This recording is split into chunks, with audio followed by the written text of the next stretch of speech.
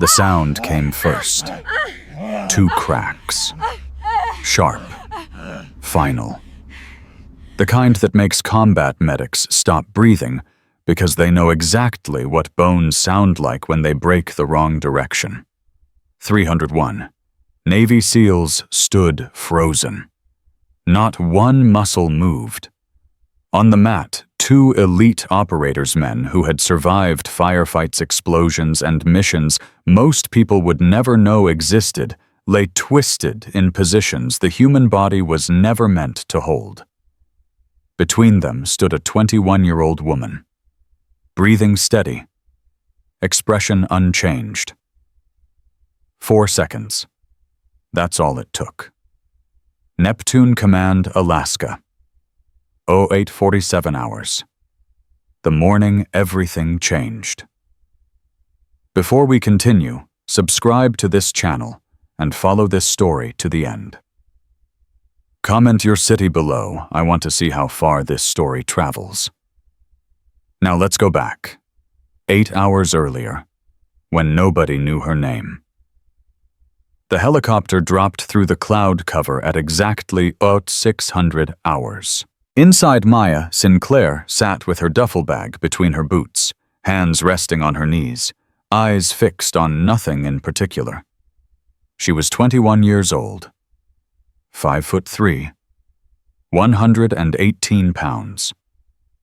She looked like a college student who had wandered into the wrong building. The pilot's voice crackled through her headset. 30 seconds to Neptune Command. Welcome to the edge of nowhere. Maya didn't respond. She'd seen enough bases, enough remote facilities, enough places where men gathered to prove things to each other. This one was just colder. The skids hit the landing pad hard. Maya unbuckled, grabbed her bag, and stepped out into the Alaskan wind. No one was waiting for her. That was fine. She didn't need a welcoming committee. The administration building was cinder block and fluorescent lights. Cold in a way that had nothing to do with temperature. A petty officer sat behind the front desk, focused on his computer screen. He didn't look up when Maya entered. She stopped in front of his desk. Waited. 10 seconds passed. 20. Finally, he glanced up. His eyes moved from her face to her rank insignia, then back to his screen. A small smile crossed his lips. They sent a kid. Maya's expression didn't change. Staff Specialist Sinclair, reporting for assignment. The petty officer leaned back in his chair. Assignment, right. He typed something slowly, deliberately, like he was searching for a reason to make her wait longer. You're the Logistics Communications Specialist. That's what the orders say. Uh-huh. He slid a folder across the desk without looking at her. Keycards inside. Barracks Delta 3rd floor. Briefing at 0800 in the Operations Center. He paused, then added with a smirk. Don't get lost. This place is bigger than whatever community college you came from. Maya took the folder. Thanks for the guidance. She turned and walked toward the corridor. Behind her, she heard him pick up a phone, heard him laugh about something, heard the word girl spoken like a punchline. She kept walking. The barracks hallway was narrow, lined with metal doors. Most had 3 or 4 names listed on the plates. Maya's door had one. She unlocked it and stepped inside. Small room, single bed, desk, locker. Window overlooking the training grounds below, where she could see dozens of men running formation drills in the pre-dawn darkness. She set her duffel on the bed and unzipped it. Everything came out in precise order. Fatigues, boots, medical kit, a small case she didn't open. She hung the fatigues in the locker, placed the boots beneath, and set the medical kit on the desk. Then she sat on the edge of the bed and exhaled. 14 months. 14 months since Prague, since the safe house, since the water and the darkness and the sound of her own heartbeat echoing in that concrete room, while 4 men decided how slowly she would die. She closed her eyes, just for a moment, just long enough to push the memory back down where it belonged. When she opened them again, there was a piece of paper on the floor near the door. White, folded once. Maya crossed the room and picked it up. The handwriting was blocky, anonymous. "You're not here by accident. They chose you for a reason, but not the reason you think. Watch your back. The mat chooses no one." Maya read it twice. Then she folded it again and slipped it into her pocket. She didn't know who left it. Didn't know if it was a warning or a test. But she knew one thing. Whoever wrote it wasn't wrong. The operations center was massive, tiered seating arranged in a semicircle around a central platform, screens covering every wall, and men, hundreds of men. Maya counted as she entered, 301, every seat filled, every eye tracking her as she walked down the center aisle toward the only empty chair in the front row. The whispers started before she sat down. "That's her. That's the specialist. She's a child. I heard she's here because of quotas. $10 says she doesn't last till lunch." Maya sat, crossed her legs, folded her hands in her lap. Her face revealed nothing. On the platform, a man in his mid-40s stood with his arms crossed. Master Chief Derek Holloway. She'd studied his file on the flight over. 22 years in special operations, 3 bronze stars, 2 purple hearts, scars on both arms that told stories no one asked about anymore. He was also, according to her briefing documents, the most vocal opponent of the integration program she was supposedly here to evaluate. Holloway's eyes found her immediately. He didn't hide his assessment. His gaze moved from her face to her hands, to her shoulders, measuring, calculating, dismissing. "Good morning, gentlemen," he said, his voice carrying easily through the room. "And guests." A ripple of laughter from the assembled SEALs. Maya didn't react. Holloway continued. "Today marks the beginning of Cross-Domain Integration Exercise 7. 3 weeks of intensive training designed to test new operational protocols. You've all been briefed on the objectives." He paused. "What you haven't been briefed on is this." He pressed a button. A photograph appeared on every screen. Maya's photograph. Her official service portrait. Staff Specialist Maya Sinclair, 21 years old, assigned to Neptune Command as a logistics and communications advisor. Holloway's tone made it clear what he thought of that title. "She'll be observing our training for the duration of the exercise, evaluating our methods, reporting back to command about whether our culture is suitable for expanded integration." The silence that followed was heavy. Maya felt 301 pairs of eyes on her, some curious, some hostile, most dismissive.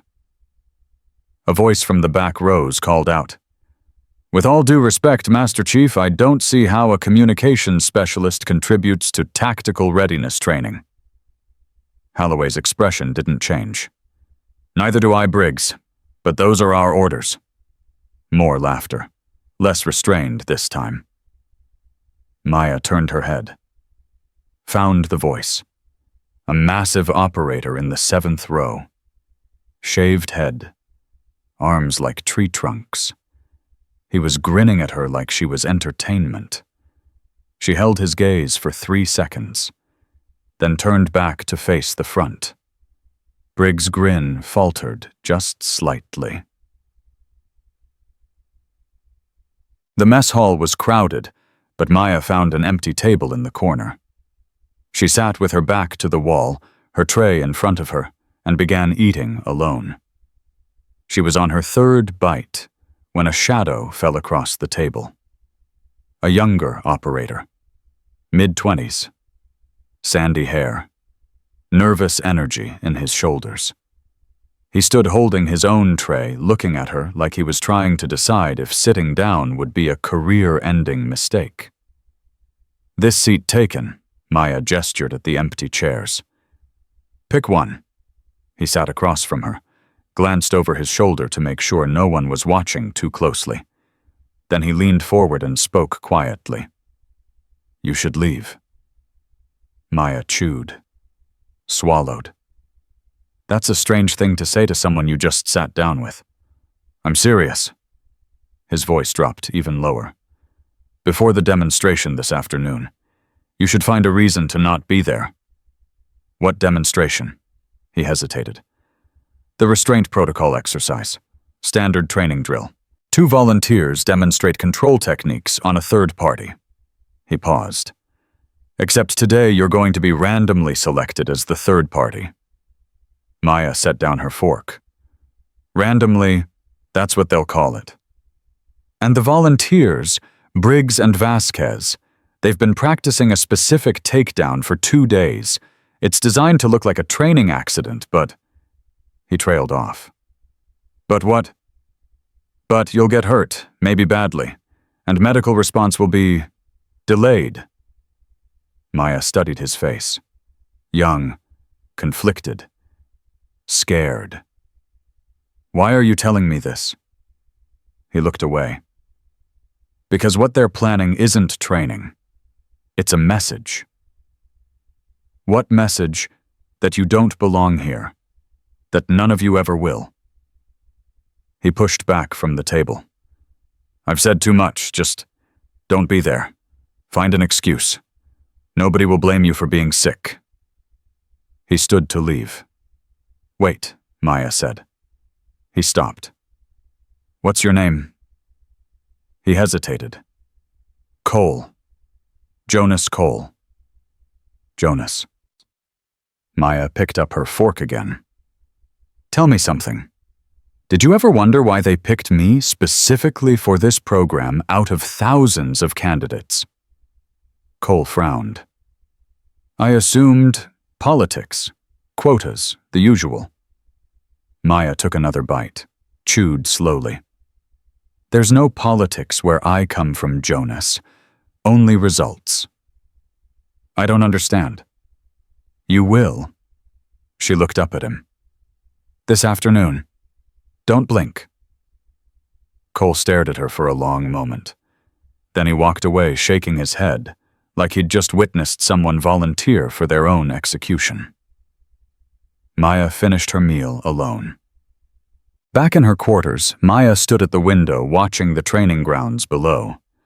Men running, men fighting, men proving things to each other in ways they'd been proving for centuries. She reached into her pocket and pulled out the anonymous note. "Watch your back. The mat chooses no one." A second piece of paper lay on her desk. She hadn't seen it arrive. "The demonstration is rigged. Briggs and Vasquez will be the volunteers. They've been practicing a takedown designed to injure. Medical response will be delayed. Document everything." Maya photographed both notes with her phone. Then she opened a secure app and typed a brief message to an encrypted contact. "They're moving faster than expected. This afternoon. Confirm authorization." The response came in seconds. "Proceed as planned. Show them." Maya deleted the exchange, put her phone away. Then she opened the small case she'd brought in her duffel, the one she hadn't unpacked yet. Inside were 2 items. A worn leather bracelet with no markings, and a photograph creased from years of handling. The photograph showed 6 people in tactical gear standing in front of a nondescript building. 5 men, 1 woman, Maya. All of them smiling. All of them dead now, except her. She touched each face with her fingertip, silently named them. Kevin, Marco, Davis, Thompson, Rodriguez. "I'm still here," she whispered. "I'm still fighting." She put the photograph away, closed the case, took a long breath. Then she began to stretch. The tactical arena was designed to intimidate. 30-foot ceilings, industrial lighting, a massive mat in the center, surrounded by tiered observation platforms on all sides. 301 Navy SEALs filled those platforms when Maya entered at exactly 1400 hours. The whispers started immediately. She actually showed up. I thought she'd run. This is going to be good. Maya walked to the edge of the mat and stood at attention. Her posture was perfect. Her expression was blank. Her heart rate was 62 beats per minute. She'd trained herself to stay calm in circumstances far worse than this. Holloway stood at the center of the mat, a clipboard in his hand. He made a show of studying it, flipping pages, pretending to make decisions that had already been made. "Today's exercise will focus on restraint and control protocols," he announced. "We need a demonstration subject and 2 volunteers." He looked up, scanned the crowd, let his eyes settle on Maya with theatrical surprise. "Specialist Sinclair, you'll be our demonstration subject." No gasp, no surprise. Everyone knew this was coming. Maya walked onto the mat. She stopped 3 feet from Holloway. "Of course, Master Chief." Holloway's eyes narrowed slightly. He'd expected hesitation. Maybe fear. He got neither. "Volunteers," he called out. "I'll go." Briggs stood from the 4th row, already grinning. He rolled his neck as he descended the steps toward the mat. 6'4", 235 pounds, arms covered in unit tattoos. "Me too." Vasquez rose from the opposite side. Similar build. Same anticipatory smile. Same predatory energy. They flanked Maya on the mat, each standing about 6 feet away. The size difference was comical. She looked like a child standing between 2 mountains. The crowd leaned forward. This was what they'd come to see. Holloway stepped back. "Standard restraint protocol. Neutralize and control." He paused, letting the words hang. "Begin on my mark." Maya stood perfectly still. Her hands hung loose at her sides. Her weight was balanced evenly on both feet.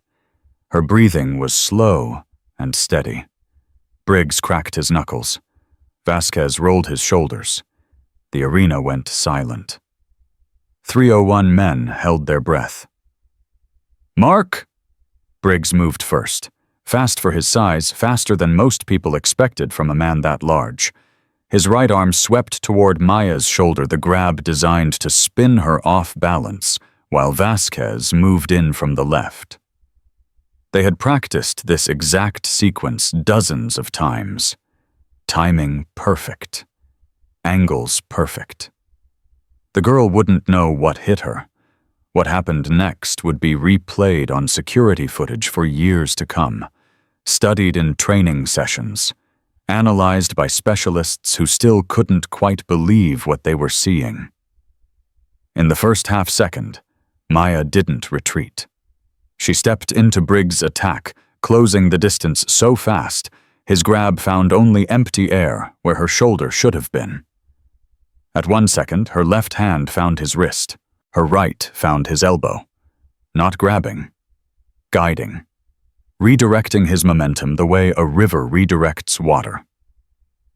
At 1.8 seconds, Vasquez's hands were reaching for her legs. Maya pivoted, using Briggs as a counterweight.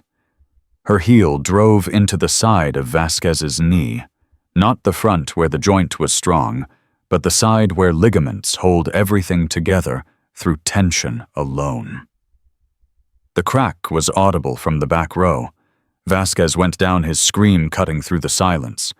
At 2.5 seconds, Briggs tried to recover. His combat instincts finally caught up with what was happening. He attempted to pull back, to reset, to create distance. But his arm was already hyperextended. Maya's weight shifted. Physics did what physics does. The elbow folded in a direction nature never intended. Briggs hit the mat, still screaming. At 3.8 seconds, Maya stepped back. Both operators lay at her feet, writhing, unable to stand, unable to speak. She wasn't even breathing hard. The silence that followed was absolute. 301 Navy SEALs stood frozen, arms crossed or hanging limp, mouths open, eyes wide. A young operator in the back row broke the silence with a whisper that carried across the entire arena. What just happened? No one answered. Because the men who knew were still processing the gap between what they'd expected to see and what their eyes had just witnessed. Maya looked at Holloway. Her voice was calm, almost conversational. "I believe the protocol was neutralize and control, Master Chief." She glanced down at the two men still writhing at her feet. "They're neutralized. They're not going anywhere." She paused. "I'd say that counts as control." The medical team took 45 seconds to respond, long enough that everyone noticed, long enough that the delayed response Cole had warned about became an accusation hanging in the air. Briggs and Vasquez were carried out on stretchers. The crowd remained frozen still, trying to process what they'd witnessed. Holloway's face had gone gray. He stared at Maya like he was seeing her for the first time. Like the young woman standing on the mat was a completely different person than the child he'd dismissed 3 hours earlier. "How?" he started, then stopped. Maya waited. "How did you training, Master Chief?" Her voice carried to every corner of the arena. "The same thing you teach here. Preparation, technique, controlling the variables you can control." She paused. "And never ever underestimating your opponent." The silence stretched. Someone in the crowd coughed. Another shifted their weight, but no one spoke. Finally, Maya turned and walked off the mat. Her footsteps echoed in the quiet. 301 pairs of eyes followed her. She didn't look back. That evening, Maya sat alone in her quarters. The anonymous notes spread on her desk. The setting sun cast long shadows across the walls. A knock at her door. 3 sharp raps. She crossed the room and opened it. Jonas Cole stood in the hallway looking pale.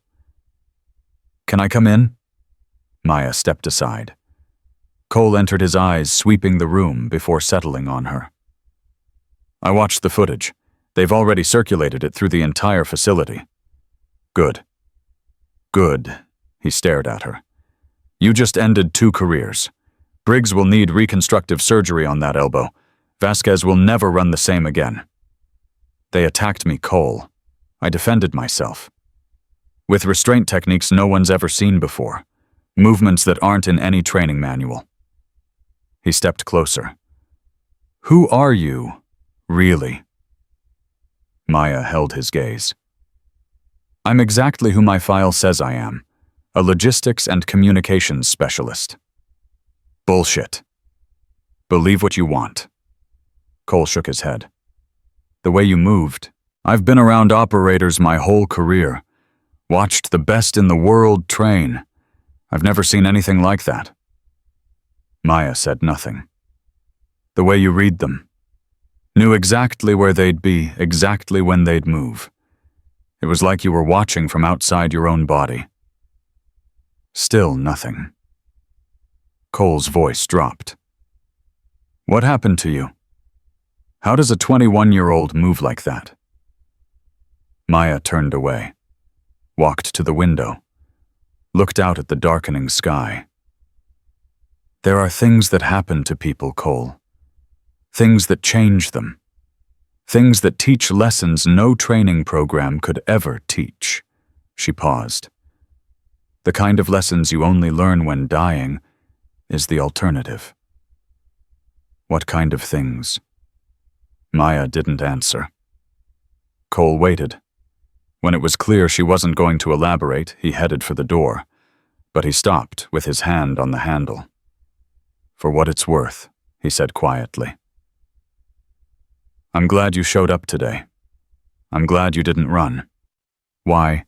Because 301 men just learned something they needed to learn.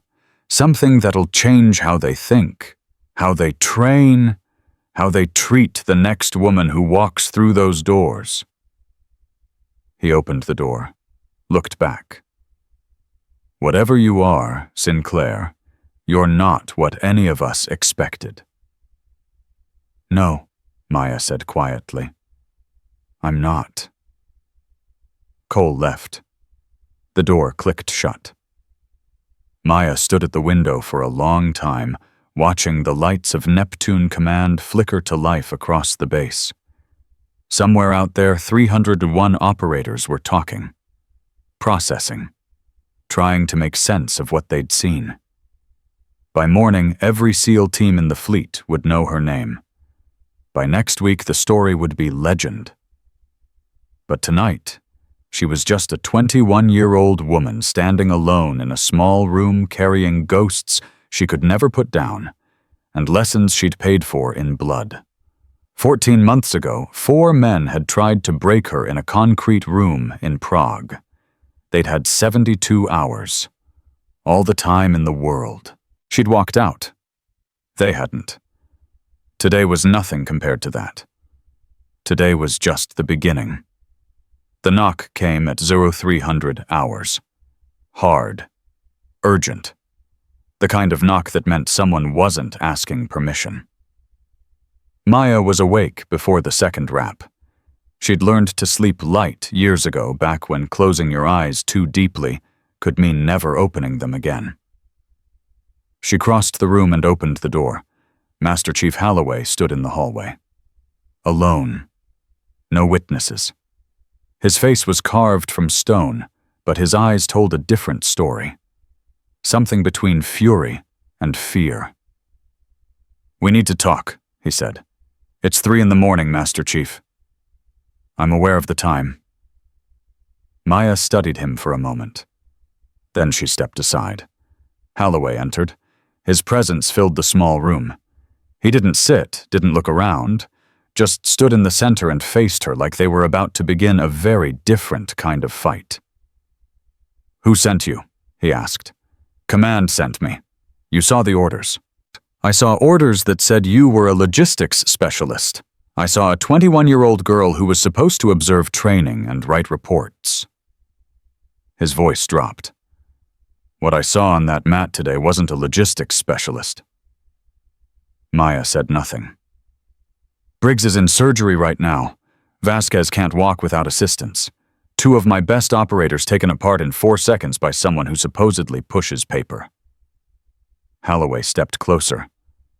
"I've been doing this for 22 years, Sinclair. I've trained with the best combat specialists on the planet. I've never seen anyone move the way you moved today. Maybe you haven't been looking in the right places. Don't play games with me." His voice hardened. "I've got 301 men out there right now trying to figure out what they just witnessed. By morning, this story will be on every base in the Pacific Fleet. By next week, it'll be everywhere." He paused. "So I'm going to ask you one more time. Who sent you?" Maya held his gaze. "You want the truth, Master Chief?" "That's what I'm here for. The truth is that you set me up to fail. You rigged that demonstration. You chose 2 men specifically because of their size. You delayed medical response. You wanted me humiliated, injured, maybe worse." She stepped toward him. "The truth is that you wanted to send a message that women don't belong in your world. That integration is a joke. That the old ways are the only ways." Holloway's jaw tightened. "The truth is that you got your demonstration, Master Chief. Just not the one you planned." Silence stretched between them. Maya could hear Holloway breathing, could see the pulse in his neck. "You didn't answer my question," he said finally. "You didn't earn the answer." Holloway stared at her for a long moment. Then he turned and walked to the door. His hand touched the handle, but he didn't open it. "There are people on this base who want you gone," he said without turning around. "People with more authority than me. What happened today didn't solve anything, Sinclair. It just made things worse." "Worse for who?" He looked back at her. "For everyone." Then he was gone. Maya stood alone in the silence, her heart rate finally beginning to climb. Not from fear, from anticipation. The game was just beginning. The mess hall went quiet when she entered at 06:30. Every conversation stopped. Every head turned. 300 pairs of eyes tracked her as she walked to the serving line, collected her tray, and found an empty table. She sat with her back to the wall. Same position as yesterday. Same calm expression. But everything else had changed. The whispers now carried different words. "That's her. The one from the footage. 4 seconds. I've watched it 20 times. Still can't figure out how she did it. Briggs is still in surgery. They're saying he might never have full mobility again. Who the hell is she?" Maya ate slowly, methodically. She could feel the weight of their attention, the mixture of hostility and grudging curiosity that filled the room. A chair scraped across from her. She looked up. Jonas Cole sat down with his tray. His expression was different today. The nervousness was gone, replaced by something harder to read. "You're brave," Maya said. "Sitting here." "Or stupid." Cole picked up his fork. "Half the base thinks you're a Fed. The other half thinks you're some kind of black ops experiment. What do you think?" He considered the question. "I think you're someone who's survived things that would break most people. And I think whatever happened to you is the reason you're here." Maya set down her coffee. "That's perceptive. I've been watching you. The way you move, the way you scan every room when you enter, the way you position yourself with your back to the wall." He leaned forward. "Those aren't things they teach in logistics training. Those are survival instincts, combat instincts. Maybe I'm just careful." "Maybe." Cole glanced around, making sure no one was close enough to hear. "There's going to be a command meeting this morning. Holloway called it. Word is he wants you removed from the facility." "On what grounds?" "Endangering personnel, exceeding the scope of your assignment, using unauthorized techniques that caused serious injury." Cole's voice dropped. "They're building a case, Sinclair. Whatever protection you have, they're trying to go around it." Maya absorbed this information without visible reaction. "Why are you telling me?" "Because what happened yesterday changed something. I don't know what exactly, but the way people are talking, the questions they're asking." He shook his head. "For the first time in my career, I'm hearing operators question whether they've been underestimating an entire category of people. And that matters to you." Cole was quiet for a moment. "I have a sister. She's 17, wants to enlist when she graduates, wants to be part of something that matters." He met Maya's eyes. "I'd like her to have that chance, a real chance, not the kind where she walks into a rigged game." Maya studied his face. The sincerity was genuine. The conflict was real. "Your sister's lucky to have you, Cole." "Maybe." He pushed back from the table. "The meeting's at 0900, Admiral Wheeler's office. Just thought you should know." He left. Maya finished her breakfast alone, processing what she'd learned. The meeting at 0900. That gave her 3 hours. 3 hours to decide how much of the truth she was willing to reveal. The secure communications room was empty at 0700. Maya locked the door behind her and activated the encrypted terminal. She typed a brief message to her handler. "Holloway moving to remove me. Command meeting 0900. Request guidance." The response came in 12 seconds. "Stand by for incoming transmission. Admiral Wheeler has been briefed.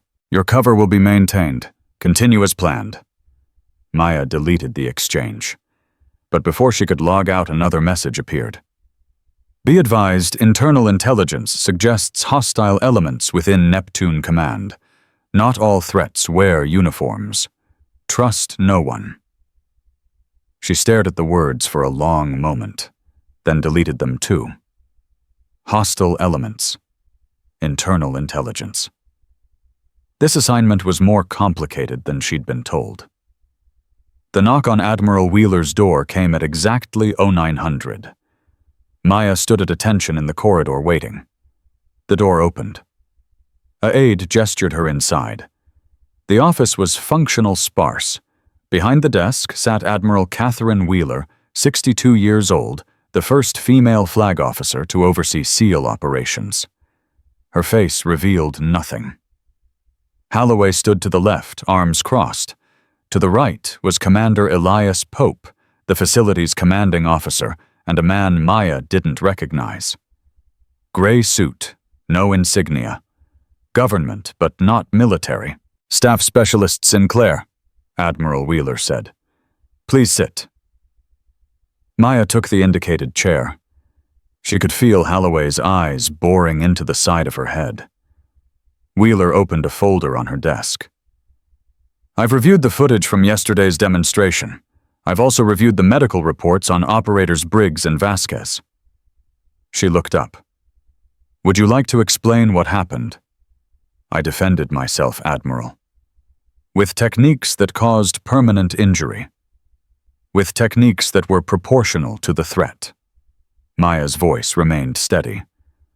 I was attacked by two operators significantly larger than myself, using a coordinated takedown designed to cause injury.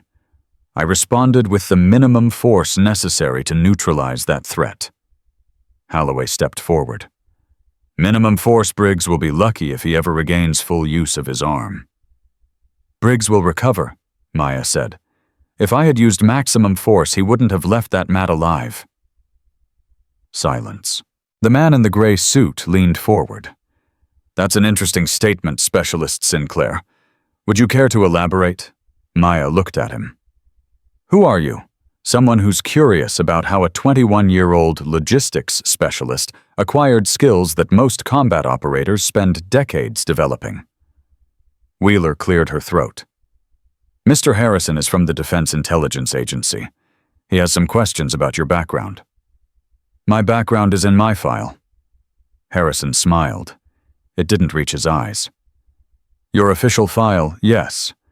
But we both know there are files, and then there are files. Maya said nothing. Harrison opened a tablet and scrolled through something. 14 months ago, Prague. A joint intelligence operation went wrong. 6 American operatives were captured by hostile forces. 5 were killed within the first 48 hours. He looked up. 1 escaped. After 72 hours of captivity, after killing 4 enemy combatants with her bare hands. The room went still. Holloway's expression shifted. Pope straightened in his chair. Even Wheeler's composure flickered. The survivor was never officially identified, Harrison continued. The operation was classified at the highest levels. Officially, it never happened. He set down the tablet. Unofficially, the survivor was a 20-year-old intelligence analyst who had no business being in the field, someone who was only there because the original team member got sick at the last minute. Maya's hands remained folded in her lap. Her face revealed nothing. Someone, Harrison said, who should have died in that concrete room, but didn't, because she turned out to be something no one expected. Holloway stepped forward. Are you saying I'm saying that Specialist Sinclair's presence at this facility isn't random. It isn't about logistics or communications or integration evaluations. Harrison looked directly at Maya. It's about determining whether the capabilities demonstrated in Prague can be developed, replicated, and deployed. Wheeler leaned back in her chair. Is this true, Specialist? Maya met her eyes. My orders were to observe and evaluate, Admiral. That's what I've been doing. Your orders were cover, Harrison said. You're here because someone very high up wants to know if what you can do is a fluke or a foundation." The silence stretched. Maya could feel the shift in the room, the recalculation happening behind every pair of eyes. Finally, Wheeler spoke. "Master Chief Holloway has requested your removal from this facility. Given what we've just learned, I'm inclined to deny that request." Holloway's face darkened. "Admiral, with respect. However," Wheeler continued, "I need to understand what we're dealing with. Mr. Harrison, what exactly is the scope of Specialist Sinclair's authorization?" Harrison pulled out a document, slid it across the desk. Wheeler read it. Her eyebrows rose. "This gives her operational authority exceeding most personnel on this base." "Including mine," Holloway demanded. Harrison nodded. "Including yours, Master Chief." The temperature in the room dropped 10 degrees. Holloway turned to Maya. His face was a mask of controlled fury. "You've been playing us from the beginning." "I've been following orders, same as you. My orders don't include destroying the careers of my men." "Your men attacked me," Maya said quietly. "You planned it. You set it up. You wanted me humiliated and broken." She stood her chair, scraping back. "What happened on that mat was a consequence of your choices, not mine." Holloway stepped toward her. "You think you've won something here? You think this changes anything?" "I think 301 men watched me take down 2 of your best in 4 seconds. I think that story is already spreading. I think by next month, every SEAL team in the fleet will be asking questions about what they think they know about who belongs in combat. That's not victory. That's chaos." Maya shook her head. "No, Master Chief. Chaos is what happens when people believe in false hierarchies, when they assume size or gender or age determines capability." She moved toward the door. "What happened yesterday wasn't chaos. It was clarity." She stopped at the door, looked back. "I'm not here to destroy your program, Holloway. I'm here to prove it needs to evolve. The question is whether you're going to be part of that evolution or whether you're going to be what it leaves behind." She walked out. The corridor was empty. Maya walked quickly, her mind racing through the implications of what had just happened. Her cover was blown. The Prague connection was now known. The rules of engagement had fundamentally changed. Footsteps behind her. Fast. Purposeful. She turned. Jonas Cole was jogging toward her, his face urgent. "Sinclair, wait!" She stopped. "What is it?" Cole caught up, slightly out of breath. "I just heard something. From the communications center. There's been a development." "What kind of development?" "A training accident. 3 hours ago. One of the exercise teams was running a night drill. Something went wrong." Cole's voice dropped. 4 operators are trapped in a collapsed structure on the eastern shore. Rescue team can't reach them. Communications are down. Weather's closing in." Maya felt something shift inside her. Something old and familiar. "How long do they have?" "Maybe 6 hours before hypothermia sets in. Maybe less." "What's the command response?" "They're assembling a secondary rescue team, but the conditions are bad and the primary access route is blocked." Cole paused. "They're saying it might not be possible to reach them in time." Maya started walking toward the operations center. "Where are you going?" Cole called after her. "To volunteer." "Volunteer? You just pissed off half the command structure. They're not going to let you—" Maya turned back. Her expression stopped him mid-sentence. 4 men are going to die if someone doesn't reach them in the next 6 hours. I've done this before, Cole. I've pulled people out of places no one thought they could survive." Her voice hardened. "I'm not going to stand by and watch it happen again." She kept walking. Cole watched her go. Then he started running in the opposite direction toward the barracks. If Sinclair was going into that situation, she'd need backup. And he knew exactly who to talk to. The operations center was chaos when Maya arrived. personnel moving between station screens displaying weather data and topographical maps, voices overlapping with urgent updates.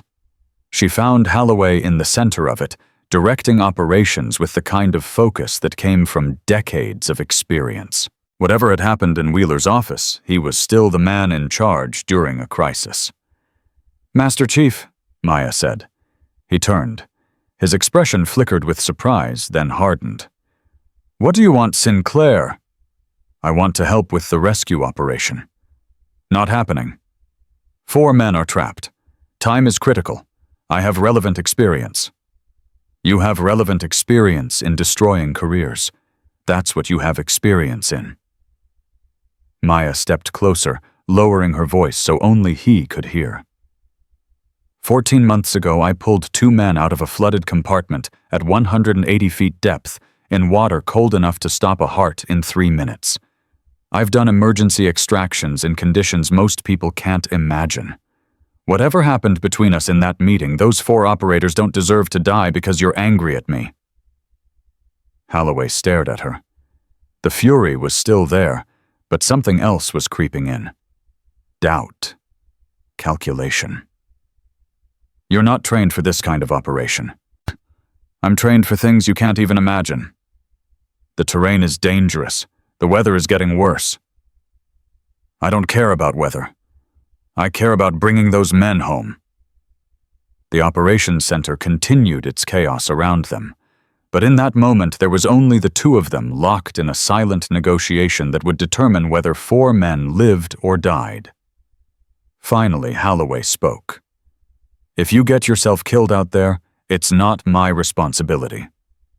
"I wouldn't expect it to be." He turned back to the maps. "Secondary team deploys in 30 minutes. You want INB at the equipment bay in 20. And Sinclair, yes, don't make me regret this." Maya was already moving toward the door.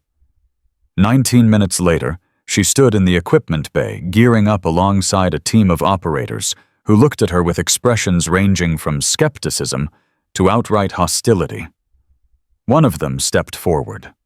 Tall, scarred, early 30s. "I'm Lieutenant Commander Drake. I run this team." He looked her up and down. "Holloway says you're coming with us. I don't know why, and I don't care. You follow orders, stay out of the way, and don't get anyone killed. Clear." "Clear."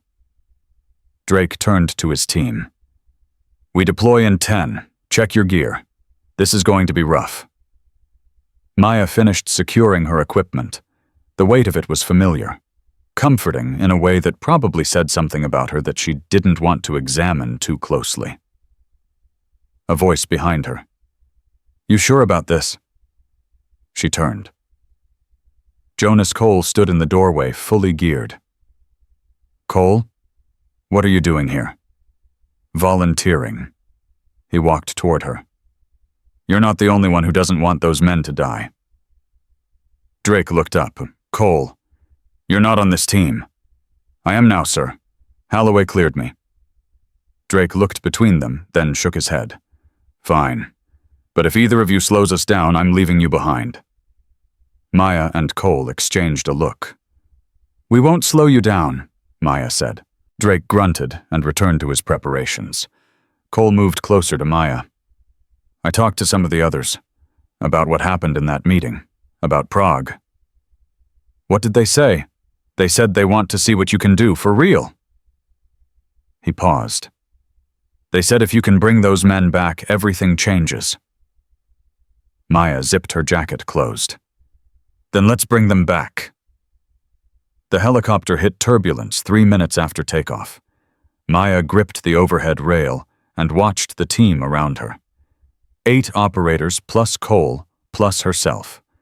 10 people heading into conditions that had already claimed 4. Drake's voice cut through the rotor noise. "Listen up. The collapsed structure is an old observation bunker from the Cold War era. Concrete and steel partially buried. The training team was using it for a breach exercise when the eastern wall gave way. 4 men trapped inside. We've got intermittent radio contact, but it's fading." "What's their condition?" one of the operators asked. 2 injured, 2 stable. Temperature in there is dropping. They've got maybe 4 hours before hypothermia becomes critical. Maya spoke up. What's blocking the primary access? Drake looked at her. Debris field. The collapse triggered a secondary slide. The main entrance is buried under 20 tons of rock and concrete. Secondary access. There's an old ventilation shaft on the north side. It's tight, unstable, and partially flooded. Drake's expression made clear what he thought of that option. We're going to try to clear the main entrance. The shaft is a last resort. Maya filed that information away. Last resorts had a way of becoming first options when everything else failed. The helicopter banked hard. Through the window she could see the coastline rushing past waves crashing against rocks with violent force. The weather was getting worse by the minute. Cole leaned close. You okay? I'm fine. You look like you're somewhere else. Maya turned to him. I'm exactly where I need to be. The helicopter touched down hard on a rocky plateau 200 meters from the collapse site. The team deployed fast-moving in formation through wind that tried to push them backward with every step. Maya kept pace easily. The terrain was brutal, but she'd trained in worse. Much worse. Drake called a halt at the edge of the debris field. Even in the fading light, Maya could see the scope of the damage. The bunker had been built into the hillside, its entrance now buried under a mountain of shattered concrete and twisted steel. Reyes Chen, start assessing the debris. See if we can find a path through. Drake turned to the rest of the team. Everyone else set up a perimeter and get the medical station ready. We're going to need it. Maya approached Drake. Let me see the ventilation shaft. I told you that's a last resort. And I'm telling you that debris isn't moving. Not in 4 hours. Not without heavy equipment we don't have. Drake's jaw tightened. You an engineer now too? I'm someone who's seen structural collapses before. That pile is unstable. You start moving pieces, you risk bringing down more. You could bury those men deeper, or you could bury your own team. Drake stared at her. Then he looked at the debris field, then back at her. Cole, he called out. Take Sinclair to the north side. Show her the shaft. Do not enter until I give authorization. Cole nodded. Yes, sir. They moved fast along the hillside, fighting the wind with every step. Maya's mind was already calculating. Time, distance, risk factors. The same mental math she'd done in Prague, when the walls were closing in, and the only way out was through. The ventilation shaft was exactly as bad as Drake had described. A narrow opening in the rock face, barely wide enough for a person to squeeze through. Water trickled out of it, suggesting flooding somewhere deeper inside. Maya crouched at the entrance and listened. Faint sounds. Echoes. Movement. Hello, she called into the darkness. Can anyone hear me? Silence. Then distant but unmistakable a voice. We hear you, God. We hear you. Maya turned to Cole. They're alive, and they're not far. The shaft is flooded, Sinclair, and unstable. If it collapses while you're inside, then I better move fast. She keyed her radio. Drake, this is Sinclair. I have verbal contact with the trapped team through the ventilation shaft. They're alive and responsive. Static. Then Drake's voice. What's the shaft condition? Partially flooded, structurally compromised, but passable. Negative, Sinclair. We're still assessing the main entrance. There's nothing to assess. That entrance is gone. The shaft is the only way. I said negative. That's an order. Maya looked at Cole. He was shaking his head slowly. Don't, he said. Drake will have you court-martialed. Drake will have 4 dead operators if someone doesn't move. Maya unclipped her helmet and started removing her outer gear, stripping down to the thermal layer beneath. I'm smaller than anyone on this team. I can fit through spaces the rest of you can't. And I've done water extractions in conditions worse than this. Sinclair. Cole, listen to me. She grabbed his arm. In 3 hours, those men are going to start dying, one by one. And everyone out here is going to stand around and watch it happen because they followed orders. Her grip tightened. I didn't survive Prague to stand around and watch people die.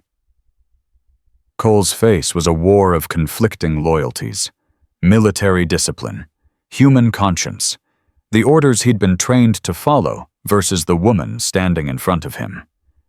If you go in there and something happens to you, I can't help. I'm not asking you to help. I'm asking you to not stop me. He held her gaze for a long moment. Then he stepped back. You've got 30 minutes before Drake comes looking. Make them count. Maya didn't waste time on thank yous. She turned to the shaft entrance, took 3 deep breaths, and squeezed inside. The darkness was immediate and absolute.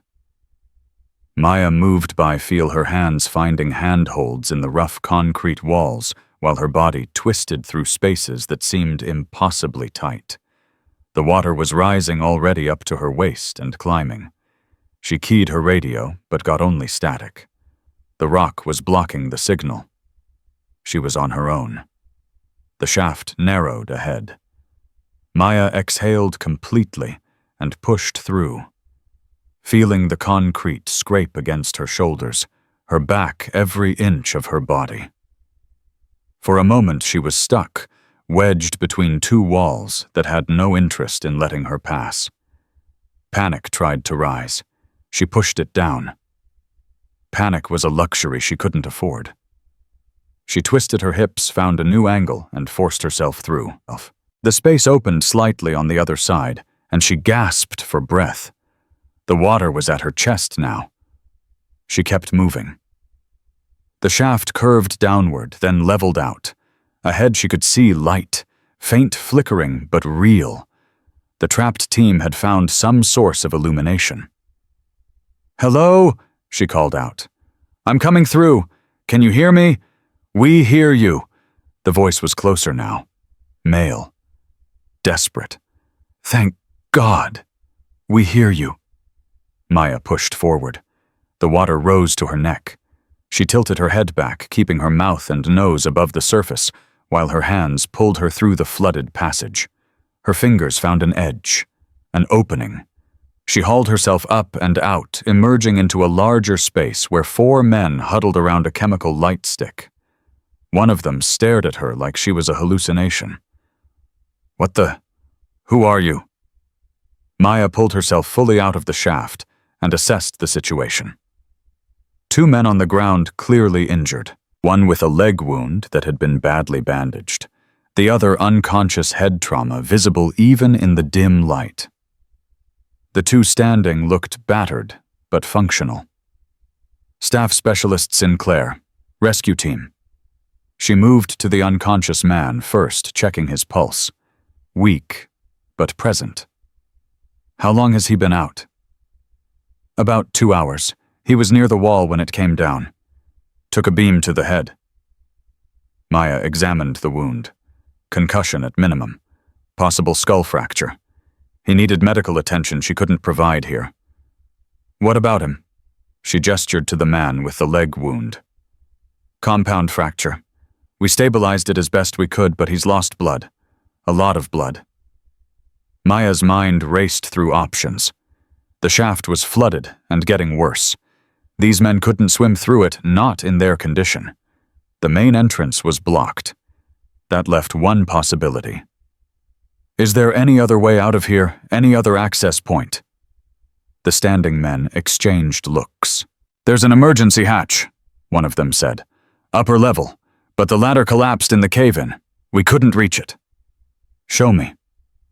They led her to the far corner of the bunker, where twisted metal and broken concrete marked what had once been a vertical access shaft. The hatch was visible 20 feet above a faint outline against the ceiling. 20 feet. No ladder. 2 injured men who couldn't climb. Maya studied the walls. Rough concrete. Old. Crumbling in places, but solid in others. Enough handholds for someone who knew how to climb. "I'm going up," she said. "If I can open that hatch, we can get a line down. Haul you out one by one." "That wall is unstable. You fall from up there." "I won't fall." She didn't give them time to argue. She found her first handhold and started climbing. The wall fought her every inch. Concrete crumbled under her fingers. Handholds that looked solid turned out to be hollow. Twice she slipped, caught herself, kept going. 15 feet. The hatch was close now. She could see the emergency release mechanism rusted, but intact. Her foot found a hold. She pushed up. Her hand reached for the next grip. The concrete gave way. For a terrifying moment she was falling, her body spinning through empty air while the floor rushed up to meet her. Her fingers caught something, a metal pipe embedded in the wall. The impact nearly tore her arms from their sockets, but she held on. She hung there, breathing hard, her feet dangling over nothing. "Jesus Christ," one of the men below whispered. "Are you okay?" Maya didn't answer. She didn't have breath to spare. She found a new foothold, tested it. Solid. She kept climbing. The hatch mechanism was seized with rust. Maya braced herself against the wall and pulled. Nothing. She pulled harder. The metal groaned but didn't move. She thought about the 4 men below. The one with the head trauma. The one bleeding out. The 2 who were holding it together, but wouldn't for much longer. She thought about Prague. About the moment when she'd been certain she was going to die, and the choice she'd made to keep fighting anyway. She pulled with everything she had. The mechanism broke free with a shriek of tortured metal. The hatch swung open. Fresh air rushed in. And above her, she could see stars.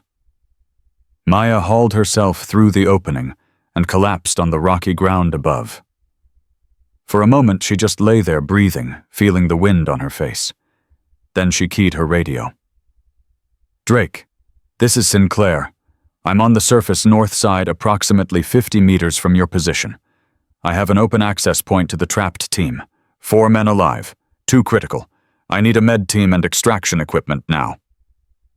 Static. Then Drake's voice sharp with something that might have been anger or might have been relief. "Sinclair, you disobeyed a direct order." "Yes, sir. And 4 men are still alive because of it. Are you going to send that med team, or are you going to lecture me while they die?" A long pause. Then, "Team is en route. Hold position." Maya sat up and looked back down through the open hatch. The 4 men were staring up at her, their faces illuminated by the starlight streaming in. "Rescue team's coming," she called down. "You're going home." The extraction took 3 hours. The med team arrived first, followed by the equipment needed to lower stretchers and haul the injured men up. Maya stayed at the hatch, directing operations, her body exhausted, but her mind sharp. The man with the head trauma was the most critical. They got him out first, loaded him onto a stretcher, and started emergency treatment immediately. The one with the leg wound went next, followed by the 2 who could climb with assistance. By the time the last man was on the surface, the sun was beginning to rise. Drake approached Maya as she stood watching the medical helicopters lift off. His expression was unreadable. "You went through a flooded shaft that could have collapsed at any moment," he said. "You climbed an unstable wall with no safety equipment. You opened a hatch that hadn't been touched in 50 years. He paused. "Any one of those things should have killed you." "But they didn't." "No, they didn't." Drake looked at her for a long moment. "I've been doing this for 15 years. I've worked with the best operators in the world. I've never seen anyone do what you did tonight." Maya said nothing. "Holloway wanted you gone. After yesterday, half the base wanted you gone." Drake shook his head slowly. "They're going to have to find a new reason. Because after tonight, you've got more credibility with this team than most officers earn in a decade." He walked away. Cole appeared at her side. His face was gray with exhaustion, but he was smiling. "4 for 4, he said. "You brought them all back." "We brought them all back." "No." Cole shook his head. "I stood at the entrance of that shaft and watched you disappear into the dark. I didn't follow. I couldn't follow." He met her eyes. "That was all you, Sinclair." Maya looked toward the horizon where the medical helicopters were disappearing into the distance. "They're going to live. That's what matters." "That's not all that matters." Cole's voice was quiet. "What you did tonight, the whole base is going to hear about it. The whole fleet is going to hear about it. First you took down 2 operators in 4 seconds. Then you saved 4 lives that everyone else had written off." He paused. "You're not just proving you belong here. You're proving something bigger." Maya turned to face him. "What's that? That everything they thought they knew about who can do this job, about what kind of person it takes, about where strength really comes from?" Cole smiled. All of it was wrong. The helicopter back to Neptune Command was quiet. Most of the team slept exhausted from the night's operations. Maya sat by the window, watching the coastline slide past below. She thought about the 4 men she'd helped save, about the 2 she'd broken on the mat, about the 301 who had watched, and the thousands more who would hear the stories. She thought about Prague, about the concrete room, about the 4 men who had tried to break her, and the moment she'd decided that she would rather die fighting than live as a victim. She hadn't died. They had. And now she was here on a helicopter full of operators who had spent the night watching her do impossible things, and she was still the same person she'd been 14 months ago, still carrying the same ghosts, still fighting the same battles. The only difference was that now other people could see what she was capable of. The helicopter touched down at Neptune Command just after Aero 800. Maya stepped onto the tarmac and found Holloway waiting for her. His face was different than it had been the last time they'd spoken. The hostility was still there, buried deep, but something else had joined it. Something that looked almost like respect. "Admiral Wheeler wants to see you," he said. "Now." Maya nodded. "Lead the way." They walked in silence through the corridors of Neptune Command. Personnel stopped what they were doing to watch them pass. Word had already spread. Wheeler's office door was open. The Admiral sat behind her desk, looking like she hadn't slept either. Harrison, the DIA man, stood by the window. "Staff Specialist Sinclair," Wheeler said. "Please sit." Maya took the chair. Holloway remained standing by the door. Wheeler folded her hands on her desk. "I've received preliminary reports on last night's operation. 4 operators recovered, all expected to survive. One of them, Petty Officer Reynolds, has a skull fracture that should have killed him. The medics say if you'd been 30 minutes later, it would have." "We got lucky, Admiral." "No." Wheeler's voice was firm. "Luck had nothing to do with it. I've read Lieutenant Commander Drake's assessment. You went through a flooded shaft that every member of his team refused to enter. You climbed an unstable wall that should have collapsed under your weight. You opened an emergency hatch that hadn't been touched in decades." She paused. "You did all of that alone, without backup, without authorization, against direct orders." Maya said nothing. In normal circumstances, that would be grounds for disciplinary action. Wheeler leaned forward. "These are not normal circumstances." Harrison stepped away from the window. "What happened last night confirms what we suspected after the MAT demonstration. Your capabilities are extraordinary, beyond what any standard training program could produce." "I was trained by the best," Maya said. "No." Harrison shook his head. "You were shaped by something else, something that doesn't come from training." He looked at her with clinical curiosity. The Prague incident. 72 hours of captivity. 4 kills with bare hands.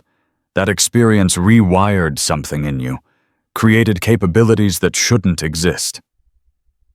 Maya felt the old anger rising, but kept it contained. Is there a point to this analysis?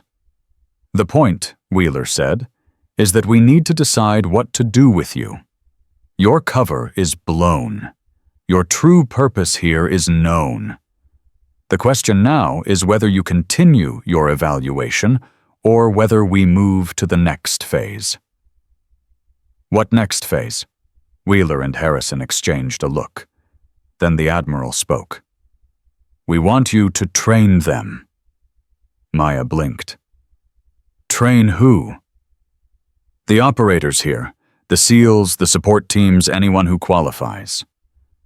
Wheeler's voice was steady. We want you to teach them what you know. Not just the techniques, but the mindset. The ability to function under conditions that would break anyone else. Maya sat with that for a moment. You want me to turn them into what I am. We want you to show them what's possible. To raise the standard.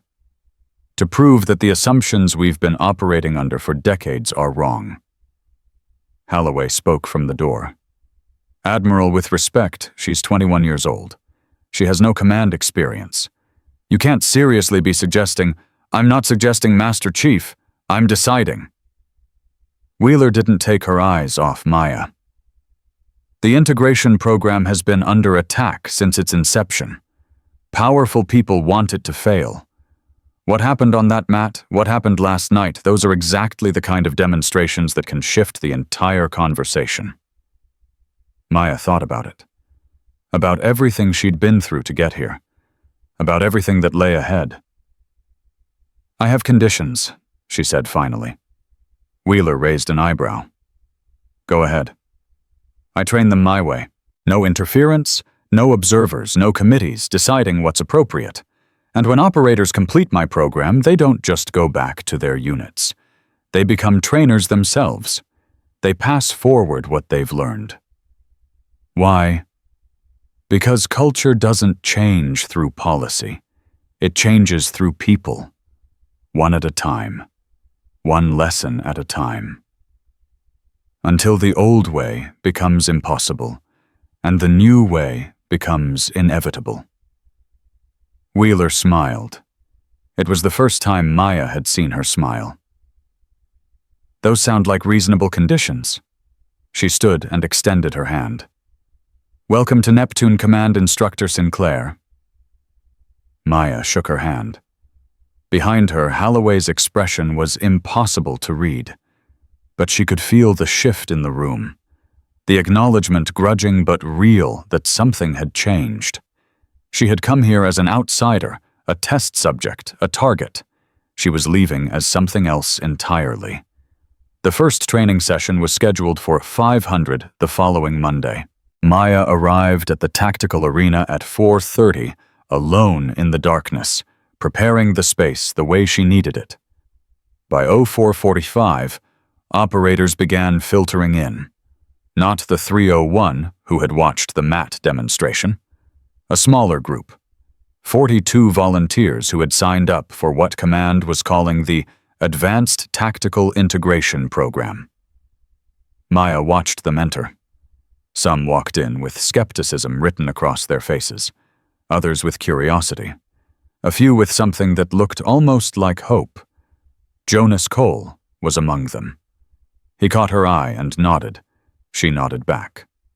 At exactly 500, Maya stepped onto the mat. My name is Maya Sinclair, she said. Some of you know me as the woman who put Briggs and Vasquez in the hospital. Some of you know me as the person who pulled 4 of your brothers out of a collapsed bunker.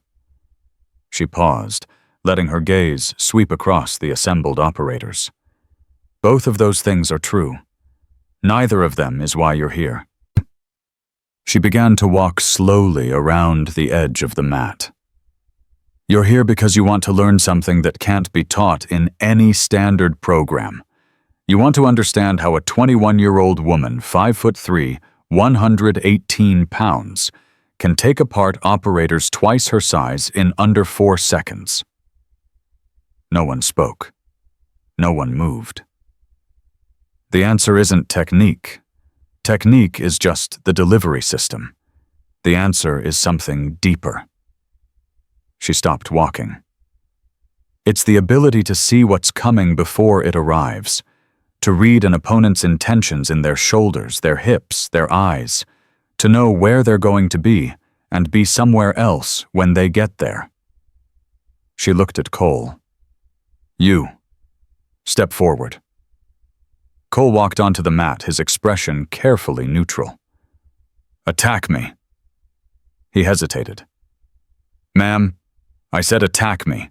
Any technique you want. Full speed. Don't hold back. Cole's jaw tightened. He settled into a fighting stance. Maya stood completely relaxed, arms at her sides. He moved. Fast. A sweeping grab designed to control her right arm. Maya wasn't there. She'd shifted left before he even completed his first step, her movement so subtle it was almost invisible. Cole's hands closed on empty air. Again, she said. He tried a different angle. Same result. Again. 3 more attempts. 3 more failures. Cole was breathing hard now, frustration building in his face. Stop! Maya held up a hand. She turned to the watching operators. Did anyone see what I did? Silence. I didn't do anything, that's the point. I didn't block. I didn't counter. I didn't use technique. She looked at Cole.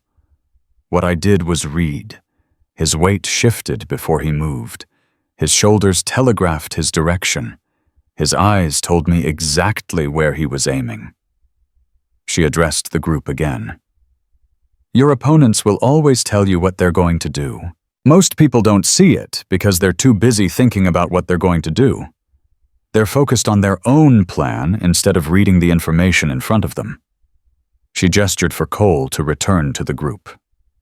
Over the next 12 weeks, I'm going to teach you how to see, how to read, how to know what's coming before it arrives. And once you can do that, technique becomes secondary. You won't need to be stronger than your opponent. You won't need to be faster. You just need to be somewhere else when they strike. A hand went up in the back row. Operator in his mid-30s. Skeptical expression.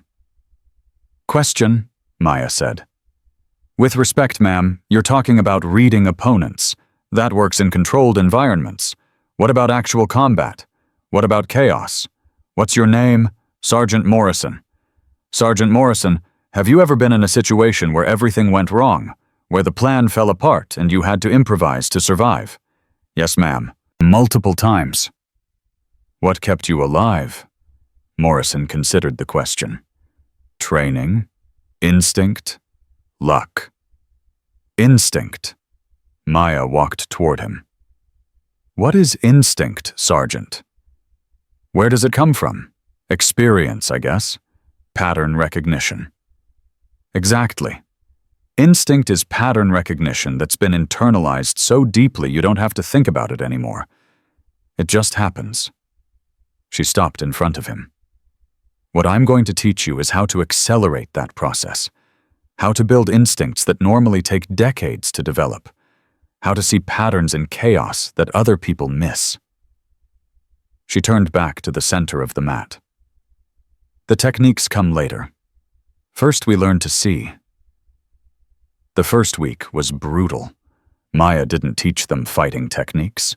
She taught them observation exercises, hour after hour of watching, reading, analyzing, identifying tells and patterns in movement that most people never noticed.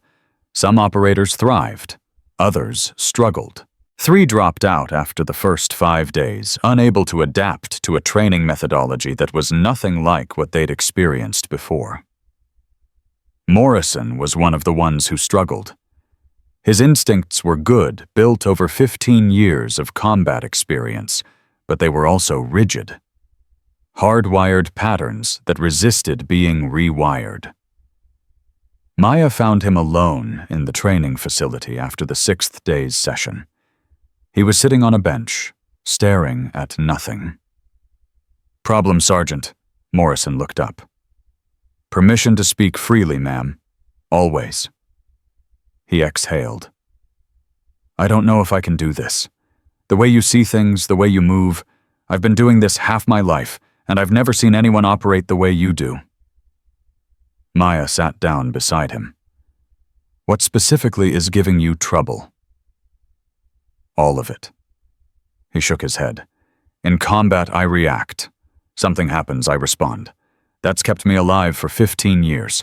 Now you're telling me to stop reacting and start predicting, to see things before they happen. And that feels impossible. It feels like you're asking me to become a different person." Maya was quiet for a moment. 14 months ago, I was captured by enemy forces. Held for 72 hours in a concrete room. 4 men took turns doing things to me that I don't talk about. Morrison's expression shifted. "I survived because I became someone different. Not a better person, not a worse person, just different. The old Maya would have broken. The new Maya figured out how to read her captors, their rhythms, their patterns, when they were distracted, when they were tired, when they let their guard down." She met Morrison's eyes. "I escaped because I learned to see what was coming before it arrived. Not through some mystical ability, through desperation, through the absolute certainty that if I didn't adapt, I was going to die." "But you didn't have time to train that ability. You just developed it." "Because I had no choice. The human mind is capable of incredible things when the alternative is death." Maya stood. "What I'm trying to do is give you that capability without the trauma that usually creates it, to build the same instincts through deliberate practice instead of survival." Morrison looked at her for a long moment. "You really think it's possible? I think you've survived 15 years in one of the most dangerous professions on Earth. That means you already have the foundation. You just need to learn how to access it consciously instead of unconsciously." She started to walk away, then stopped. "Morrison, the operators who make it through this program, they're going to be different. Not just better fighters, different people. Is that something you're ready for?" He didn't answer immediately. When he did, his voice was quiet. "I don't know, ma'am." That's the right answer. Anyone who says yes immediately doesn't understand the question. She left him alone with his thoughts. The second week brought new challenges. Maya began introducing physical techniques, but not the ones the operators expected. Instead of strikes and blocks, she taught them to fall, to roll, to absorb impact in ways that turned their opponent's force against itself. "Combat isn't about winning," she told them during one session. "It's about surviving long enough for the other person to make a mistake. Every fight ends the same way. Someone runs out of energy focus or luck. Your job is to make sure it's not you." Cole proved to be her best student. His age was an advantage. He hadn't spent decades building habits that needed to be broken. He absorbed the new information like a sponge. After the 9th day, Maya pulled him aside. "You're progressing faster than anyone else in the program." Cole looked uncomfortable with the praise. "I'm just following your instructions, ma'am." "That's not what I'm seeing. You're not just following. You're anticipating. You're adapting. That's different." "I don't know what to say." "Don't say anything. Just tell me why you volunteered for this program. The real reason." Cole was silent for a moment. "You remember what I told you in the mess hall about my sister, the one who wants to enlist?" "Yeah, Sarah." He looked away. "She's 17. Smart, athletic, determined as hell. But she's also small. 5'4", maybe 110 pounds. When she told me she wanted to be part of this world, my first thought was that she'd get hurt, that the men around her would see her as weak as a target. And now Now I'm watching you teach 42 of the toughest operators in the military to rethink everything they thought they knew about strength and capability." He met her eyes. "If I can learn what you're teaching, I can teach her. I can give her a chance to survive in a world that's going to underestimate her every single day." Maya felt something shift in her chest. "That's a good reason, Cole." "It's the only reason that matters." She nodded slowly. "Tomorrow you start assistant instruction. You're going to help me teach the others what you've learned." Cole's eyes widened. "Ma'am, I'm nowhere near qualified to." "You're qualified because I say you're qualified. And because the best way to learn something is to teach it." She put a hand on his shoulder. "Your sister isn't the only one who's going to need what we're building here. There are thousands of people just like her waiting for someone to show them that size and gender don't determine capability. You're going to help make that happen."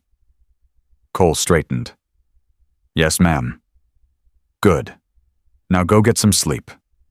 Tomorrow's going to be hard." The breakthrough came in the third week. Maya had been pushing the operators through increasingly complex exercises, building their ability to read and predict, while simultaneously training their bodies to respond faster and more efficiently. Morrison was the first to show real progress. During a sparring session, something clicked. His opponent, a younger operator named Reyes, threw a combination that should have connected. Morrison wasn't there. He'd moved before Reyes finished loading the first strike, positioning himself at an angle where none of the follow-up attacks could reach. Reyes stopped confused. "How did you do that?" Morrison looked equally surprised. "I don't know. I just saw it. The whole combination. Before you threw it." Maya stepped onto the mat. "What did you see exactly?" His weight. It shifted to his right foot, and his shoulder dropped just a fraction right before he started the combination. Morrison shook his head slowly. "I've thrown that same combination 1,000 times. I never realized it telegraphed so obviously." "It doesn't telegraph obviously. It telegraphs subtly. The difference is that now you're trained to see subtle." She turned to the rest of the group. "This is the moment I've been waiting for. Morrison just experienced what happens when observation becomes instinct. He didn't think about what to do. He just did it. His body responded to information his conscious mind hadn't even finished processing." The operators were listening intently now. Something had shifted in the room. The skepticism that had been present from the beginning was fading, replaced by something else. Understanding. Belief. "From this point forward, we're going to intensify the training. The exercises will get harder. The sparring will get faster. The pressure will increase." Maya's voice was steady. "Some of you won't make it. That's not a failure. It's a recognition that this approach isn't for everyone. But those of you who do make it, you're going to be different operators than you were 4 weeks ago. You're going to see things you couldn't see before. Do things you couldn't do before." She paused. "And when you go back to your teams, you're going to teach them what you've learned. Because that's how culture changes. Not through policy, not through speeches. Through demonstrated competence passed from person to person until the old way becomes impossible and the new way becomes inevitable." That evening, Maya was in the equipment bay organizing supplies when footsteps announced a visitor. She didn't need to turn around to know who it was. "Master Chief Holloway," she said. "To what do I owe the pleasure?" Holloway stopped a few feet behind her. "I watched today's session. And Morrison's breakthrough, the way the others responded. It was—" He paused, searching for the right word. "Impressive."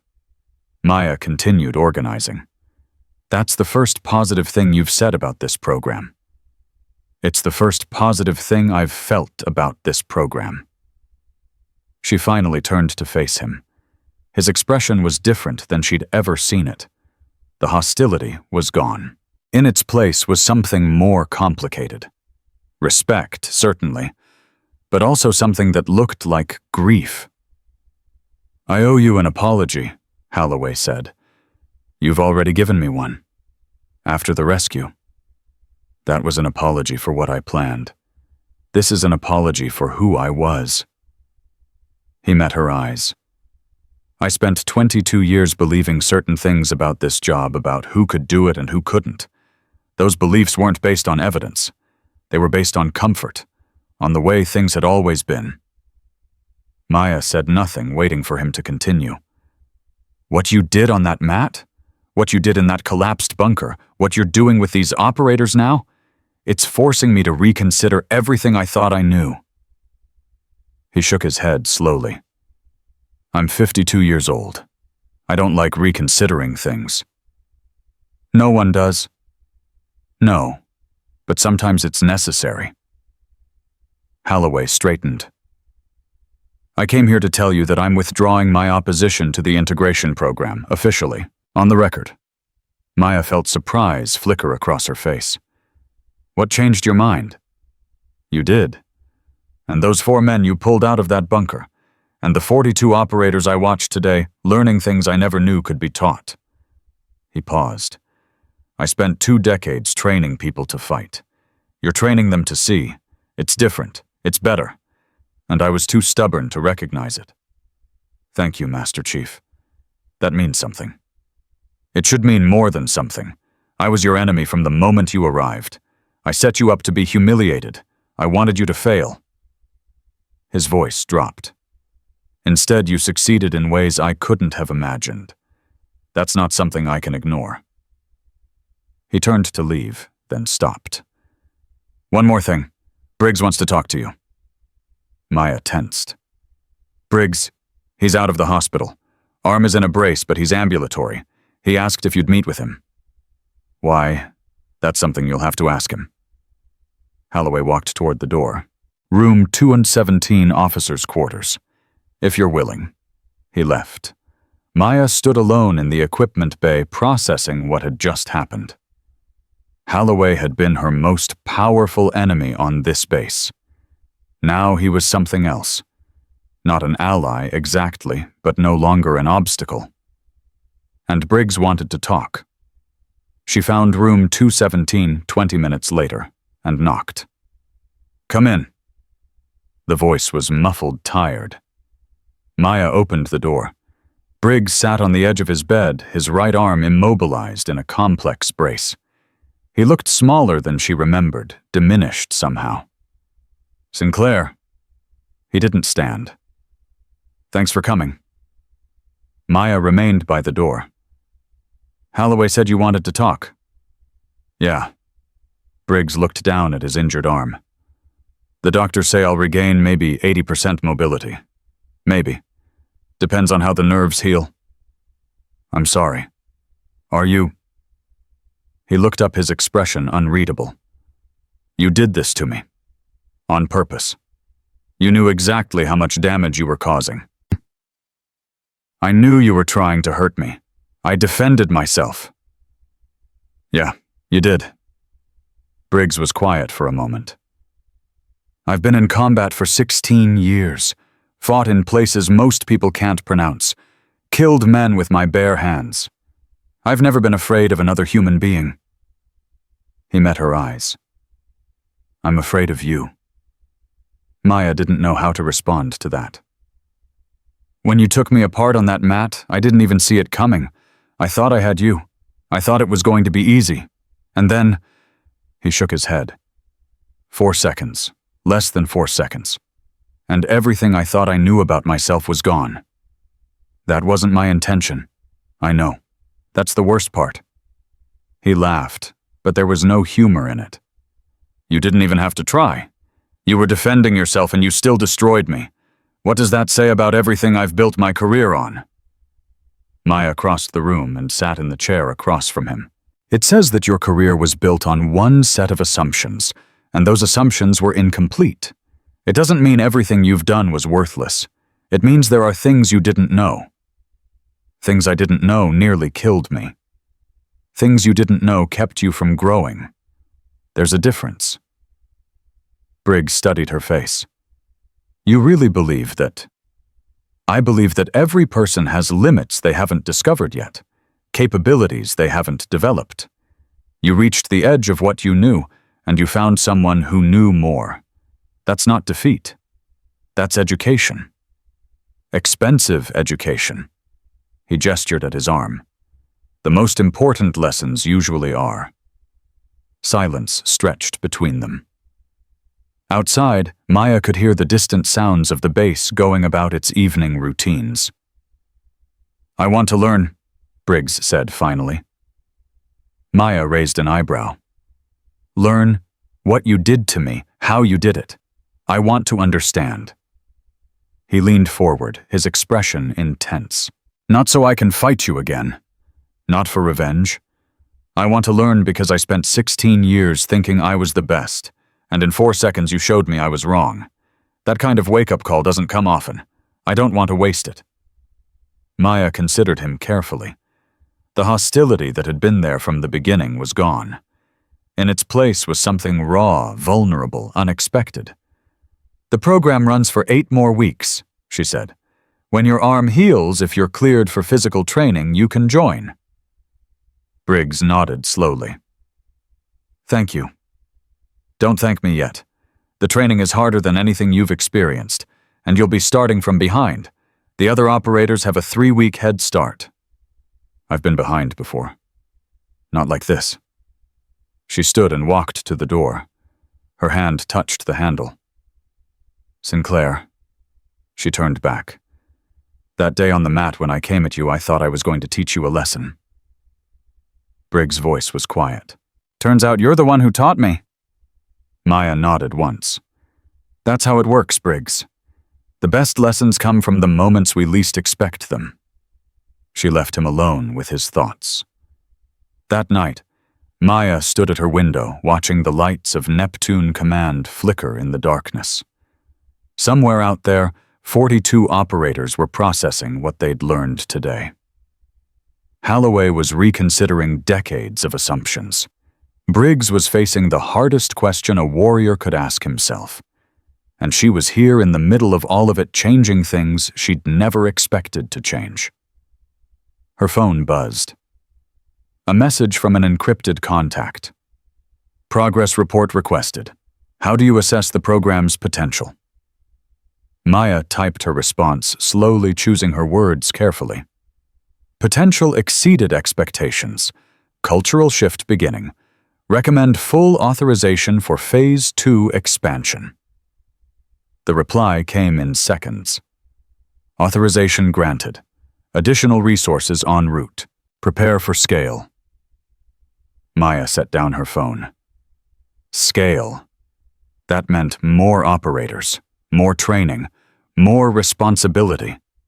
She thought about Cole and his sister, about Morrison and his breakthrough, about Briggs and his unexpected transformation.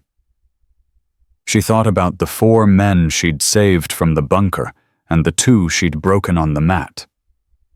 She thought about Prague, about the concrete room, about the 4 men who had tried to destroy her and the person she'd become in order to survive.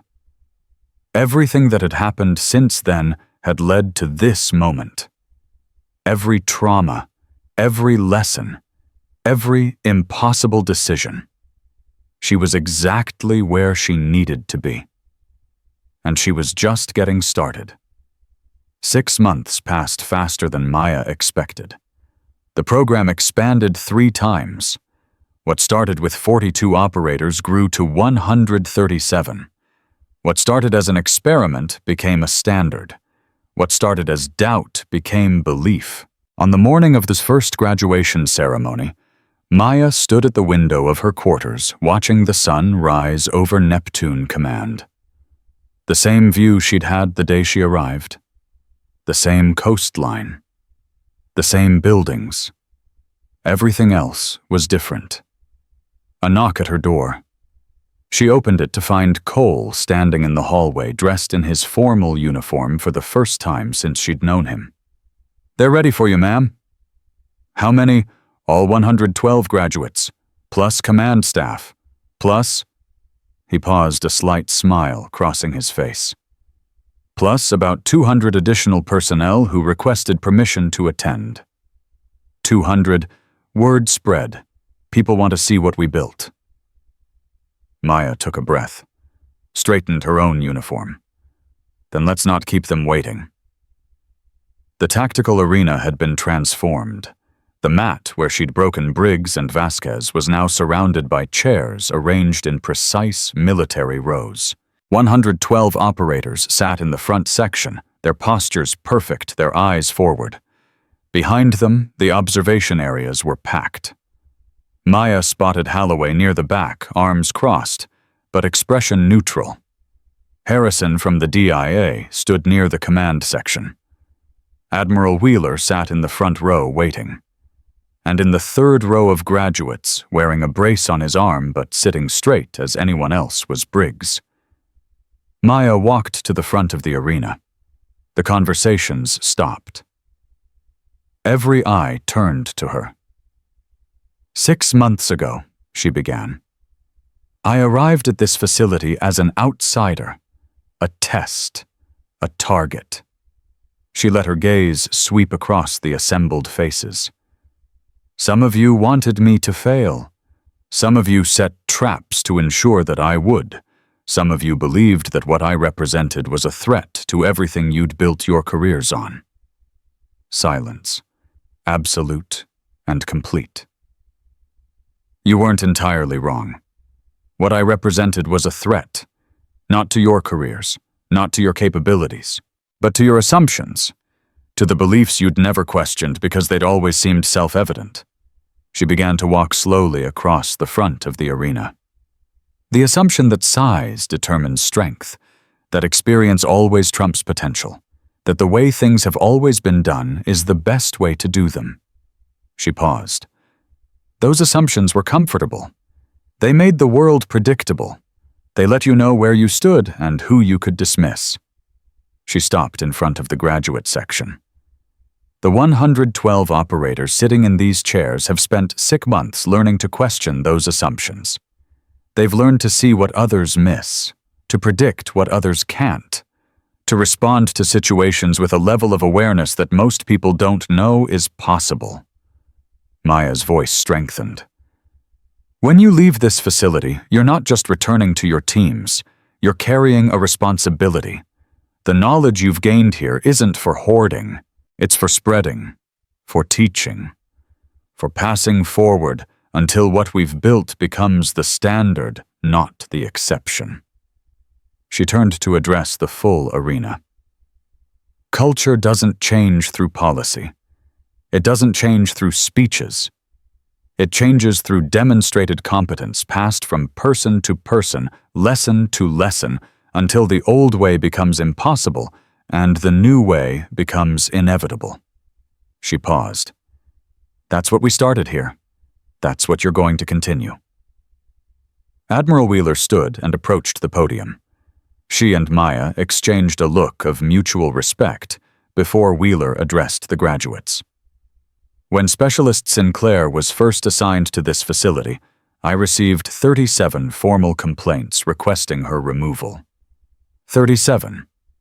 Wheeler let that number settle. Today, I've received over 200 requests for additional training slots in her program, from every branch, from every command level. She turned to Maya. What you've built here isn't just a training program, it's a proof of concept, a demonstration that capabilities we never knew existed can be developed, taught, and deployed. Wheeler's voice carried across the arena. On behalf of Naval Special Warfare Command, I'm pleased to announce that the Advanced Tactical Integration Program is being authorized for fleet-wide implementation. Every SEAL team, every Special Operations Unit, every combat-ready formation will have access to what you've created. The arena erupted. Applause thundered through the space. Maya stood still, absorbing the moment. 6 months ago, she'd been a target, an outsider, someone to be humiliated and removed. Now she was something else entirely. After the ceremony, the graduates dispersed to celebrate with family and friends. Maya stayed behind, organizing materials in the equipment bay. The habit was ingrained now. She'd spent so many hours in this space that it felt like home. Footsteps approached. She turned to find Briggs standing in the doorway. "Congratulations on graduating," she said. Briggs walked toward her, his movements more careful than they'd been 6 months ago. The brace was gone now, but his arm would never be quite the same. "Congratulations on changing the world." That's a bit dramatic. Is it? He stopped a few feet away. 6 months ago, I thought I knew everything worth knowing about combat. I thought I was the best. I thought people like you didn't belong in my world. He shook his head slowly. I was wrong about all of it. Maya set down the equipment she'd been organizing. You worked harder than anyone in the program, including the operators who started 3 weeks before you. I had more to prove. Briggs met her eyes. Not to you. Not to the command staff. To myself. I needed to understand how someone half my size could take me apart in 4 seconds. I needed to know if it was a trick or something real. And now I know it's real. And I know that what you see, what you're able to perceive in combat situations can be taught. He paused. I'm not as good as you. I don't think I ever will be. But I'm better than I was. And more importantly, I understand why I lost that day. Why? Because I underestimated you. Because I assumed that what I could see was all there was to see. Because I thought size and experience would always beat skill and awareness. Briggs stepped closer. You didn't just beat me physically. You beat me mentally. You were operating on a level I didn't know existed. Maya considered his words. What are you going to do now? Go back to my team. Teach them what I learned. Pass it forward. He smiled, the first genuine smile she'd seen from him. That's what you said, right? Culture changes person by person. I'm going to be one of those persons. Your arm will limit some of the physical demonstrations. Then I'll teach them to see with their minds instead of their muscles. Isn't that the whole point?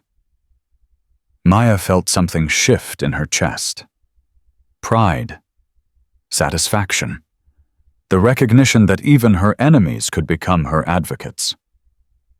Good luck, Briggs. You too, Sinclair. He turned to leave, then stopped. One more thing. The 4 operators you saved from that bunker. Reynolds, the one with the head trauma. He's being discharged from the hospital next week. Full recovery. I heard. He wants to join the next training cycle. Says if someone could do what you did for him, the least he can do is learn what you're teaching. Maya nodded. Tell him he's welcome. Briggs walked away. Maya watched him go, thinking about the journey they'd both taken.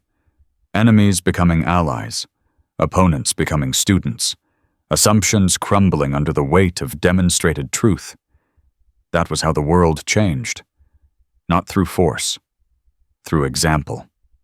Jonas Cole found her an hour later, sitting alone on a bench outside the tactical arena.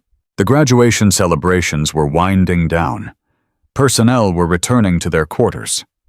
The base was settling into evening routines. You're not celebrating? Cole asked, sitting down beside her. I'm processing. Processing what? Maya was quiet for a moment. 6 months ago, I didn't know if this would work. The program, the training, the whole concept of teaching what I know. I'd never tried to explain it before, never tried to break it down into steps that other people could follow. But it worked. It worked better than I expected, and now it's going fleet-wide. She shook her head slowly. That's a lot of responsibility. Cole leaned back on the bench. Can I tell you something? Always. My sister Sarah, she enlisted last month. Basic training starts in September. Maya turned to look at him. You didn't mention that. I wanted to wait until I had something meaningful to tell her. Cole met her eyes. I called her this morning. Told her about the program, about what you built here, about what it means for people like her. What did she say? She cried. Cole's voice was thick with emotion. She's been scared for years. Scared that she'd join the military and be dismissed. Underestimated. Targeted. The way women have always been targeted in male-dominated spaces. Maya understood that fear intimately. I told her about you, Cole continued. About what you did on the mat. About the rescue. About the 112 operators who just graduated from your program. I told her that things are changing. That by the time she finishes training, the culture she's walking into will be different than the one that exists now. That's a big promise. It's a promise I can make because of you. Cole reached over and touched her arm. You didn't just train operators, Maya. You gave people hope. People who thought they'd never have a chance. People who assumed the world would always underestimate them. Maya felt the weight of his words, the responsibility they carried. I didn't do it alone. No, but you started it. You proved it was possible, and that's what matters. They sat in silence for a while, watching the sun set over Neptune Command. Two people who had started as strangers become allies and finished as something closer to family. What's next for you? Cole asked finally. More training, more operators, more programs. Maya paused. Wheeler wants to establish satellite facilities, 5 locations across the Pacific Fleet. I'll be traveling between them, setting up the infrastructure, training the initial cadre of instructors. That's a lot of ground to cover. That's a lot of culture to change. Cole smiled. You'll do it. If anyone can, you can. I'll need help. Good instructors. People who understand the methodology and can teach it to others. She looked at him. Interested? Cole's eyes widened. You're asking me to be an instructor? I'm asking you to help me scale what we built here. You've been with this program from the beginning. You understand it better than almost anyone. And more importantly, you believe in what we're trying to accomplish. I don't have anywhere near your capabilities. You don't need my capabilities. You need the ability to teach, to inspire, to pass forward what you've learned. Maya stood. Think about it. The offer stands. She walked toward the barracks, leaving Cole on the bench with the biggest decision of his career. 2 weeks later, Maya received an unexpected visitor. She was in the middle of a planning session with Wheeler when the Admiral's aide interrupted to announce that someone was waiting in the corridor, someone who had traveled a long way to speak with her. Maya excused herself and stepped outside.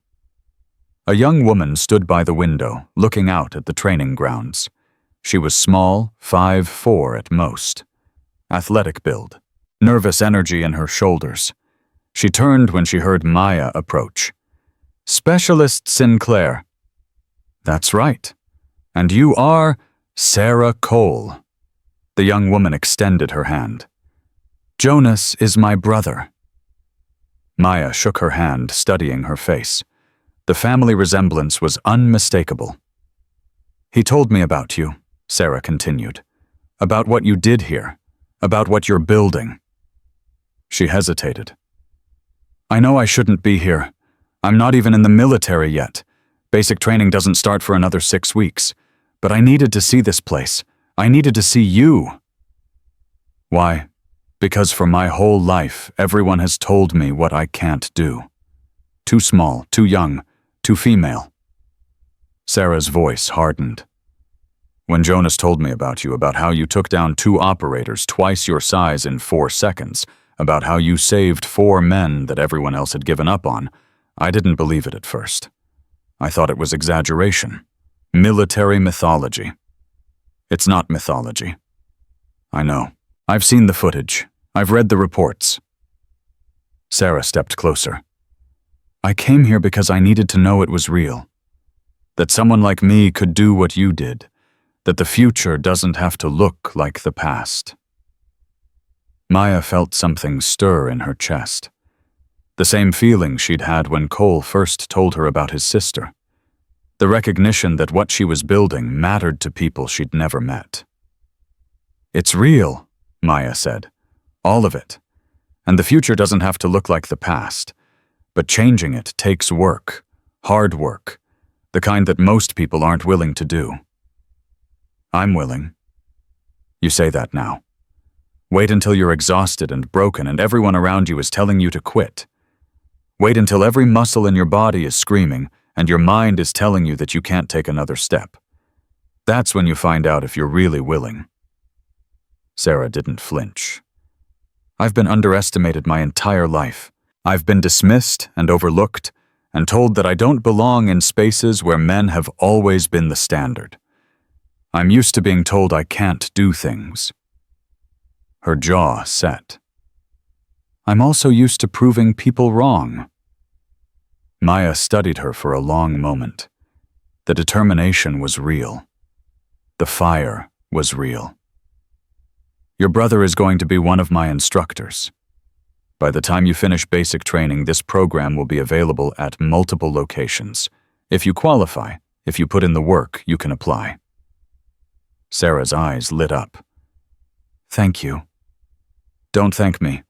Thank yourself if you make it through. The program is harder than anything you've ever experienced.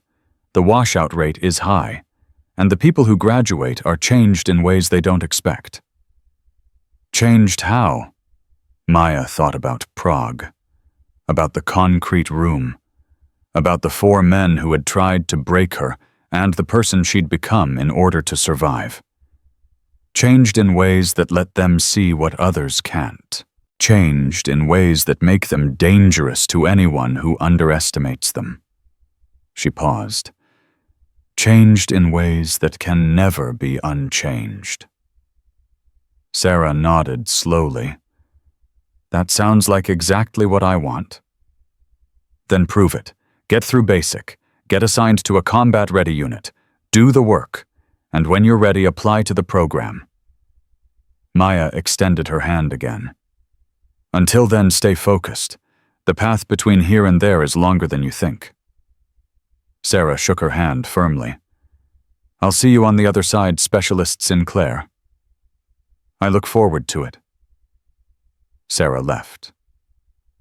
Maya stood alone in the corridor, thinking about futures she couldn't yet see. About young women like Sarah, who were waiting for someone to show them what was possible. About the culture she was changing one person at a time. That evening, Maya received a message from Harrison at the DIA. "Package delivered. Review contents immediately. Secure channel only." She found the encrypted file in her inbox, opened it with her classified credentials, read the contents once, then again, then a third time. Prague. The operation that had changed everything. New information had surfaced. The intelligence that led to her team's ambush hadn't been accidental. It had been deliberate. Someone inside the American intelligence apparatus had sold them out. Someone with access to operational details. Someone who was still active. The name at the bottom of the report hit her like a physical blow. Commander Marcus Webb. Currently stationed at Neptune Command, currently serving on Admiral Wheeler's senior staff. Maya stared at the name. Webb. She'd seen him in briefings, exchanged nods in corridors, never suspected anything. He was the reason her team was dead. She closed the file. Sat in the darkness of her quarters for a long time, feeling the old rage rise up from the place where she'd buried it. 6 operators. 5 of them killed in the first 48 hours of captivity. Kevin, Marco, Davis, Thompson, Rodriguez. Names she'd carried for 14 months. Faces she saw every time she closed her eyes. And now she knew why they'd died. Now she knew who was responsible. The question was what she was going to do about it. She picked up her phone, typed a message to Harrison. Received, understood, request authorization for direct action. The response came in seconds. Negative. Web is connected to larger network. Premature action compromises ongoing investigation. Maintain cover. Continue program. Additional assets being positioned. Trust the process. Trust the process. Easy to say when you weren't the one who'd spent 72 hours in a concrete room because of the man currently walking freely through the same facility. Maya set down the phone, walked to the window, looked out at the lights of Neptune Command, where somewhere in those buildings the man who had betrayed her team was sleeping peacefully. Not for long. She would be patient. She would wait. She would continue building her program, training her operators, changing the culture that needed changing, but she would also be watching. And when the time came, when the authorization finally arrived, Marcus Webb would learn the same lesson that Briggs and Vasquez had learned on that mat. Some people shouldn't be underestimated. Some people are more dangerous than they appear. Some people carry ghosts that demand justice. The morning of her departure from Neptune Command came 6 weeks later. Maya stood at the helicopter pad, her gear packed, her orders in hand. 5 facilities across the Pacific Fleet, 5 programs to establish, 5 new chapters to write. Cole stood beside her, his own orders officially transferring him to the instructor cadre. Behind them, a small group had gathered to see them off. Operators from the program, staff members, people whose lives had been changed by what Maya had built. Holloway stepped forward, extended his hand. Sinclair. She shook it. Master Chief. When you first arrived here, I told myself you'd be gone within a week, washed out, humiliated, forgotten. He held her grip. I was wrong about everything. People change their minds when they see evidence. People change their minds when someone shows them something they can't ignore. Holloway released her hand. What you built here, what you're going to build out there, it's going to outlast both of us. That's legacy. That's impact. Thank you, Master Chief. That means something. It should mean everything. He stepped back. Good luck, Sinclair. Not that you need it. Admiral Wheeler approached next. Her expression was warm, almost maternal. The fleet is lucky to have you, Wheeler said. I'm lucky to have supported you. Whatever happens next, remember that what you've accomplished here can't be undone. The genie is out of the bottle. I'll remember. Good. Wheeler glanced toward the helicopter. There's something else. Something I couldn't tell you until now. Maya tensed. What is it? Your original mission. The evaluation of whether integration could work at elite combat levels. Wheeler's voice dropped. The people who assigned you here, the ones who wanted you to fail, they're being reassigned. Retired. Removed from positions of influence. Why? Because you succeeded so dramatically that their opposition became untenable. You didn't just prove that integration could work. You proved that anyone who stood against it was standing against progress. Wheeler smiled. You changed the politics by changing the culture. That's exactly backwards from how these things usually work. And it's exactly right. The helicopter's rotors began to spin. Time to go.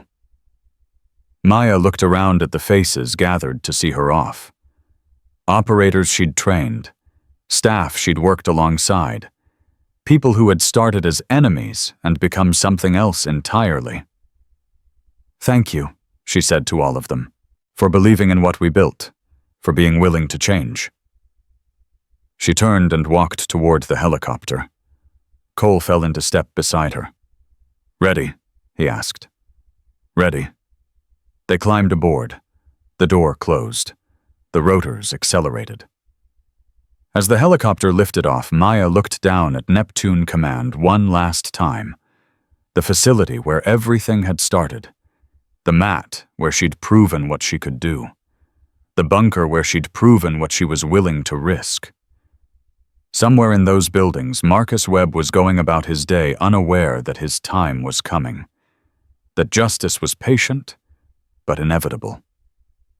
That the woman he'd betrayed was now more powerful than he could possibly imagine. But that was a story for another day. Today was about looking forward.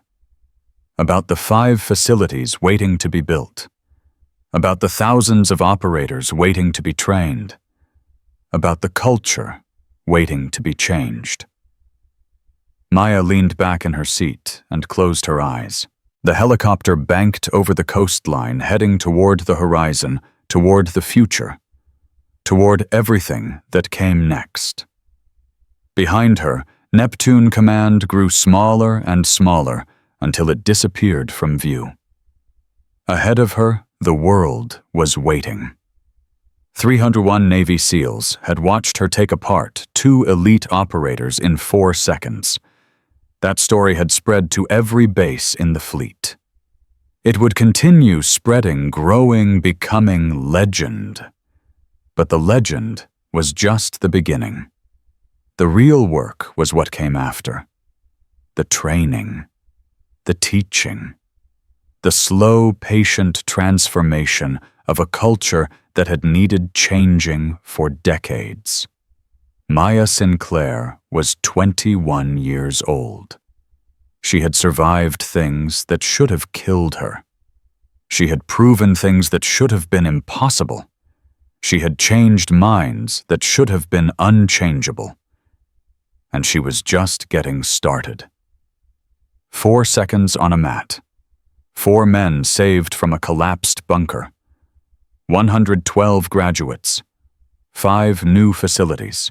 Thousands of operators yet to be trained. That was legacy. That was impact. That was how the world changed. Not through force, through example, through demonstrated competence that couldn't be ignored or dismissed or explained away. 1 person at a time. 1 lesson at a time. 1 impossible moment at a time. Until the future arrived.